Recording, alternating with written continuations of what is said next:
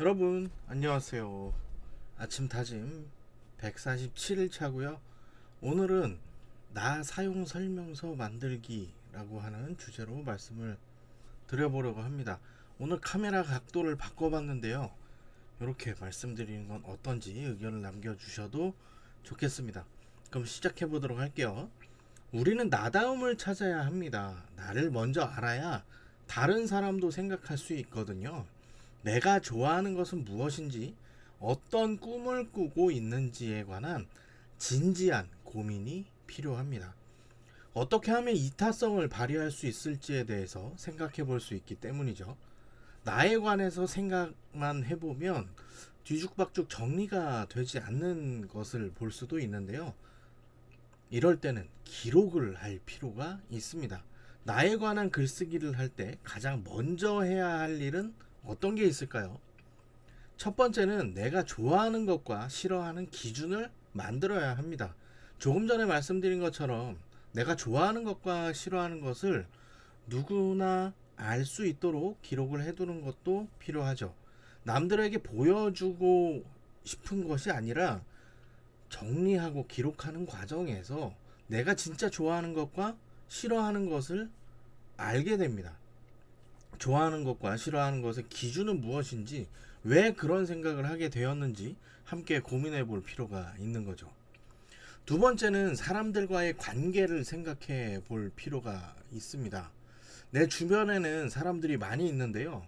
이 사람들과 어우러져서 살아가야 합니다. 이타성을 실현하기 위한 방법이기도 한데요. 주변에는 가족들도 있잖아요. 가족들을 어떻게 챙길 것인지에 관한 고민도 필요하고요. 주변에 친한 정도의 차이가 있지만 친구들도 있습니다. 또 일을 하면서 만나는 사람들도 있고요. 이 사람들과 어떻게 지낼 것인지에 관해 진지하게 생각해 볼 필요가 있겠네요. 세 번째는 꿈을 생각해 보아야 합니다. 어떤 목적을 가지고 살아가는지 진지한 고민이 필요한 거죠. 이 과정에서 삶의 목표가 생깁니다. 어떤 자격증을 취득할 것인지, 어떤 글을 쓸 것인지, 어떤 직업을 가지고 싶은지 등등이 모든 일을 계획할 수 있는 힘이 되는 겁니다.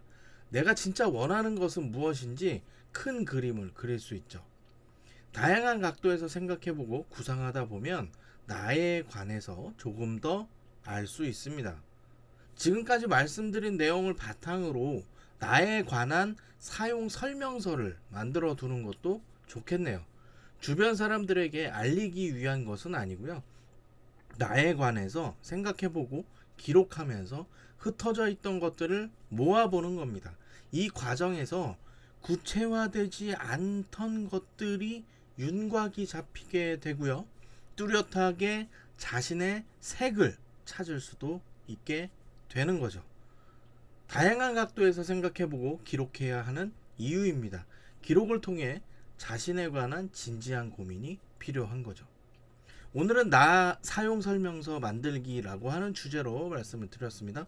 오늘 내용이 도움이 되셨다면 구독, 좋아요, 댓글까지 적극적으로 부탁드리겠습니다. 그러면 내일 만나요. 안녕.